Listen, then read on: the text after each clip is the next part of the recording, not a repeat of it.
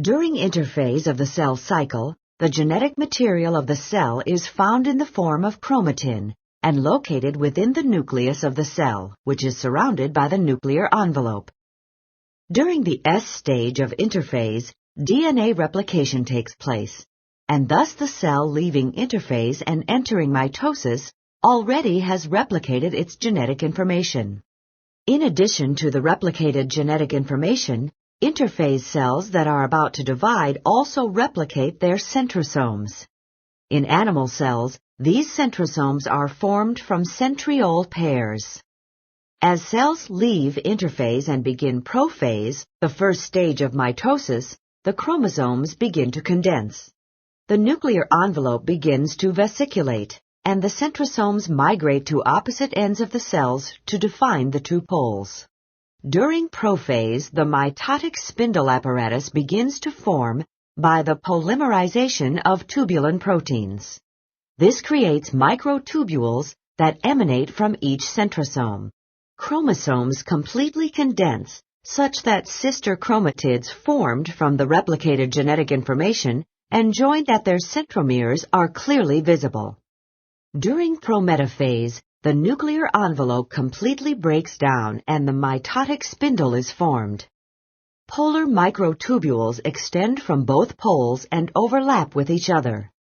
The sister chromatids become attached to the mitotic spindle via kinetochore microtubules that attach to the kinetochores, which are bound to the centromeres.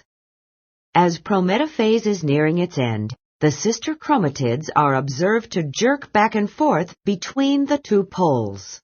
During metaphase, the sister chromatids become localized in a region called the metaphase plate. Once the chromosomes have aligned at the metaphase plate, metaphase is complete. When metaphase is completed, anaphase begins. The sister chromatids separate, and each chromatid is now linked to only one pole via a kinetochore microtubule. The kinetochore microtubules shorten, and the individual chromatids, now called chromosomes, are drawn to the poles. Toward the end of anaphase, the polar microtubules push against each other and cause the two poles to be moved farther away from each other. Each daughter cell will receive the same complement of chromosomes as was originally found in the mother cell, thus assuring that each daughter cell gets an identical copy of genetic information. During telophase, the chromosomes decondense and most of the microtubules depolymerize.